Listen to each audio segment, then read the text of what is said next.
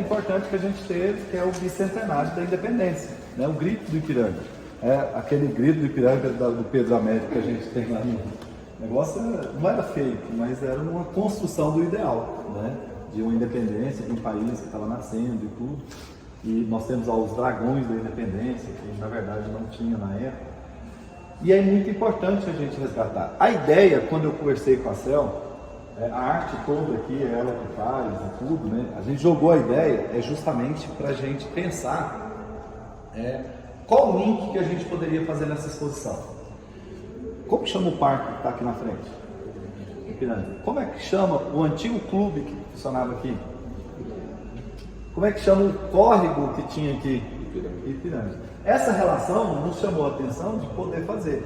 E foi assim, uma coisa que a prefeitura de cima da hora não ia ajudar e tudo. Eu chamei o Fernando e o Fernando, ele é numismático, quer dizer, aquele que trabalha com a coleção de dinheiro. Se a gente for comparar, o filatelista que coleciona selos, o numismata ele vai explicar melhor.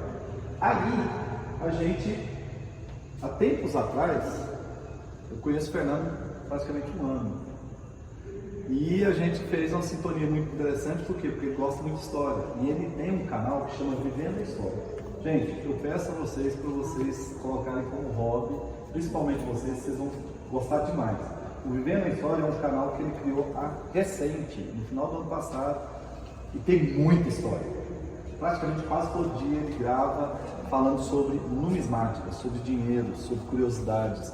E ele ajudou através da Bentes, que é não é uma gráfica, uma editora da Europa que estava fazendo vários catálogos sobre dinheiro europeu, sobre dinheiro de fora e tudo, e eles reuniram um pessoal e ele ali, vamos fazer o do Brasil, e fizeram a edição.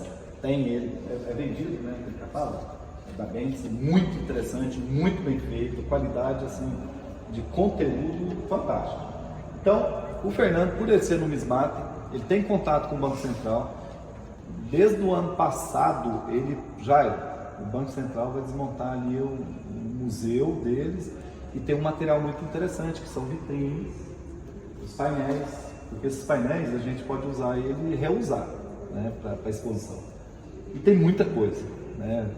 Aí a gente entrou, foi tentando e a gente conseguiu trazer 4 caminhões cheios de material. Então a gente vai poder trabalhar.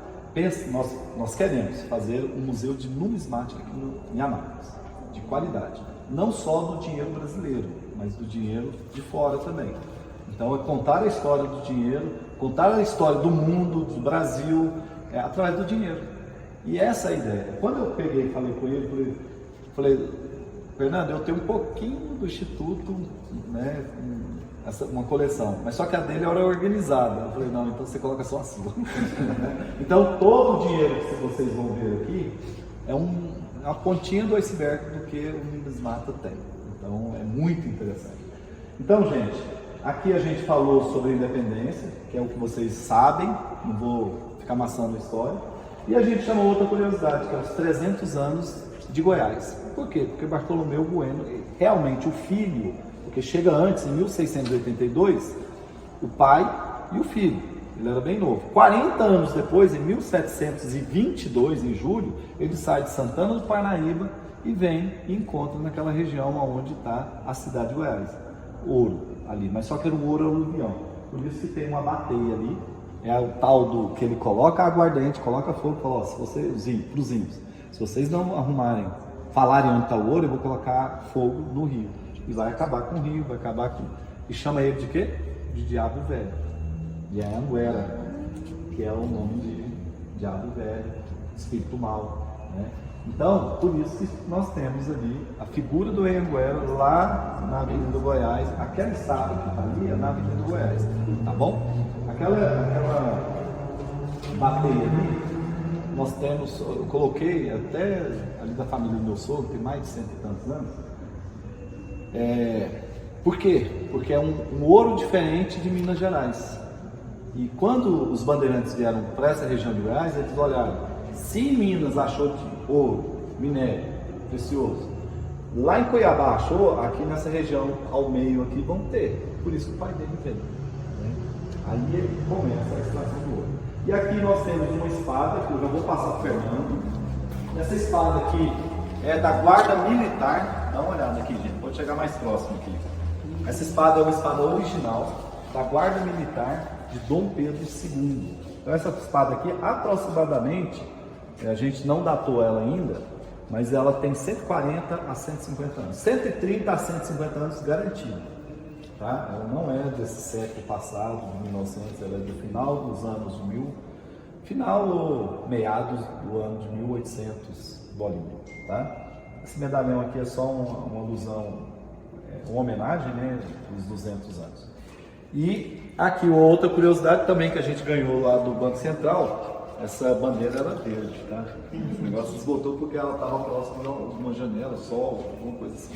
Mas é uma bandeira que, esse material já é história. Por quê? Porque ela é de 1979, essa bandeira, 1979. Né? Tem quase 40, não, mais de 40 anos. 1979.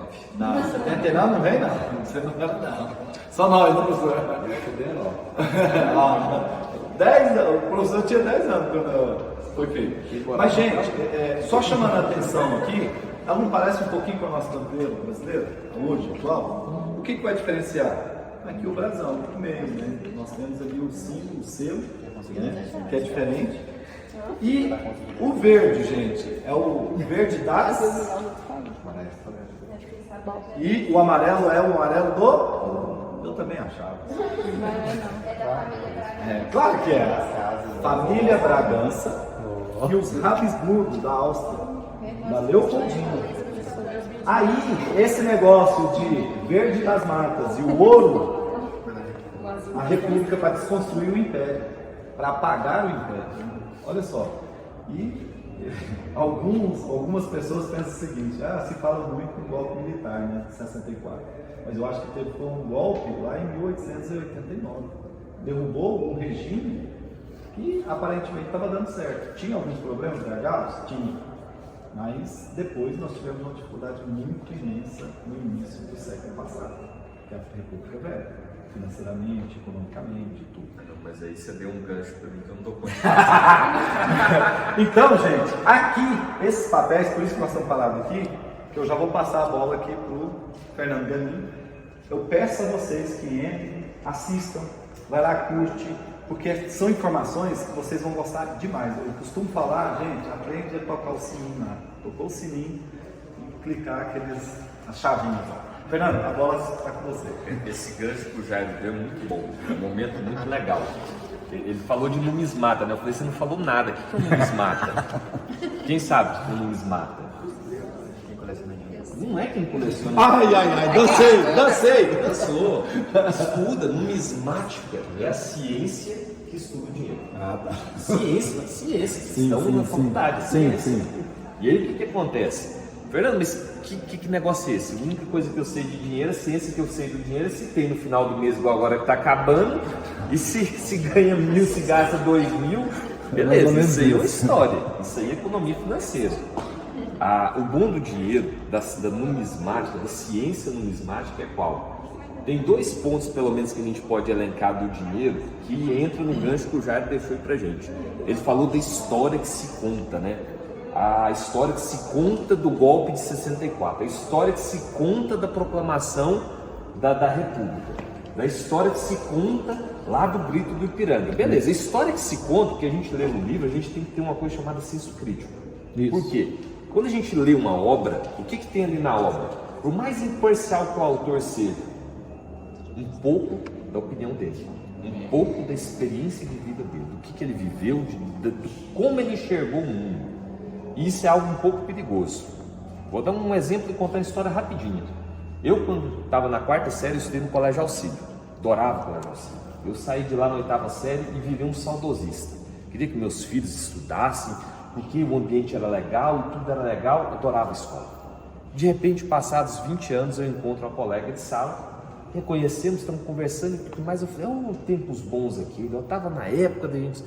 Deus me livre. foi a pior época da minha vida. Eu falei, mas como assim? Nós dois vivemos o mesmo tempo, no mesmo lugar, com os mesmos professores, os mesmos colegas, nós tivemos experiências absolutamente diferentes.